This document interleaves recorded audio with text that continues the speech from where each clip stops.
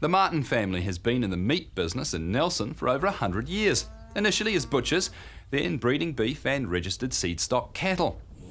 The current family business, Martin Farming, is a traditional sheep and beef grazing operation run across 3 properties owned by brothers Craig and Richard, along with their wives Rosanna and Denise. Rosedale is 525 hectare property that Richard and I bought. We took it over in 2000. Rosanna and I live here. It's basically 54k away from the home farms at Wakefield. Wakefield is our historic family home. Our grandfather came here in 1906 and we're the 3rd generation, or our children are the 4th generation. Who's this fella? That's a Braveheart grandson. Oh, yeah. Richard and I are in a equal equity partnership with our wives. Historically, when our family came here, and right through for my eldest brother took that side of the business over, we were butchers, retailers of meat. We ran vans delivering meat right through till about 20 years ago. We had a handful of shops scattered around the district. As kids, we grew up, we had our own abattoir. So really, we didn't really have a farming connection at all. Our original connection was with dead cattle. So I guess we grew up being a little bit consumer focused, I suppose, if you could put it that way. Richard and I essentially are in sheep and cattle pastoral farming. We've got a heavy bias towards cattle. All our cattle are registered cattle. Basically, we join a bit over 300 cows annually, made up of Angus, Poll Hereford, Simmental and some Angus work. And I guess really the cows that don't fit into that program get heaved into the recipient pool. We try to carve down about 35 embryo transfer calves a year, which in the last 5 years have been predominantly Angus, but we're now focusing on bringing Poll Hereford into that as well. These are a group of recipient cows. They're just coming into program now. The group is comprised of cows that just don't perform. Invariably they've had, 3 or 4 calves, their retention rate's been low. So they're fertile cows, they've got in calf, they can milk, is all we ask. If they've got structural issues, it doesn't really matter. They're just here to nurse the calf. In the off-season, they just go off and mixed up with the groups of cows. And they're just treated like cows, they're deregistered, and they're just used here to rear those embryo calves.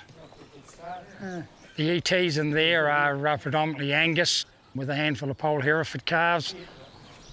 We quite often like using ET to introduce new genetics we don't know a lot about. So if they don't work, we haven't got a whole herd of them. And we're now increasingly using the ET program to recreate joinings that have been really successful for us.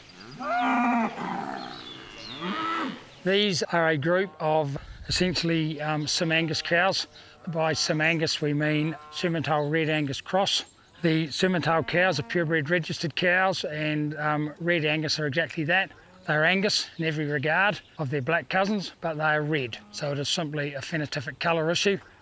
We've been interested in Red Angus for quite some time, but really the motivation with hybridising the 2 breeds together was, on one end of the scale we've got that really successfully traditional maternal Angus gene. At the other end we've got, I guess, the raw growth and power of Simmental with the Euro cattle that came in the 70s. But in the cattle industry we considered that there was nothing that sat in the middle. There was nothing that really had a combination of those maternal traits, but had a little bit more growth, a little bit more muscle, a little bit more yield about them. So I mean, just the whole exercise is about trying to drive production and in turn profit. This block here is around about 400 acre and it is approximately 5 or 6 k's from our bull farm. This is where we run our mature Angus and Hereford cow herds. They run together. And the only time they're actually separated is with mating. We think it's very important to try and test our cows and make them live on the same environment that the commercial men expect their cows to live under. So we think it's a great property to really test our cows and make sure that they are achieving all the goals that we ask of them. We tend to restrict our AIing to our mature cows. We calve everything as 2-year-olds, so we mate all our yearling heifers to natural size, and then they have to get back and calf as 2-year-olds with calves at foot. So as not to interfere with nature, we also give them opportunity so they also go back to natural size. So we'd probably be looking at probably in the vicinity of about 30% of our cow whole we're AI, and then as we select those elite females out that we're trying to chase those extra genetics, and they go into our ET program. This is what we call our bull farm. This is sort of like HQ, where we hold our sale. It's 200 acres of river flats that follow the river up, and it is predominantly for bulls, although we do through the summer we do fatten numbers of lambs that predominantly come from Rosedale. The Hereford bull, he's a 24-month-old bull. He's a bull that we bred ourselves. He's going out with the cows, with the mature cows will go around onto the stringer block, the hill block. This is just one group of 14-month-old yearling Angus bulls. This mob here will form a nucleus of part of our sale bulls. This particular mob has come from the mature cows.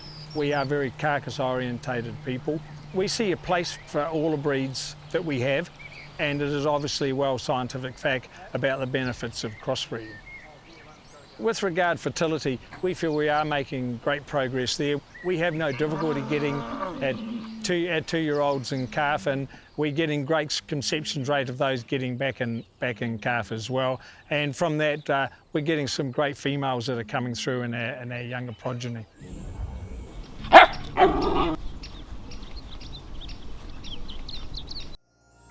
This program was made with funding from New Zealand On Air.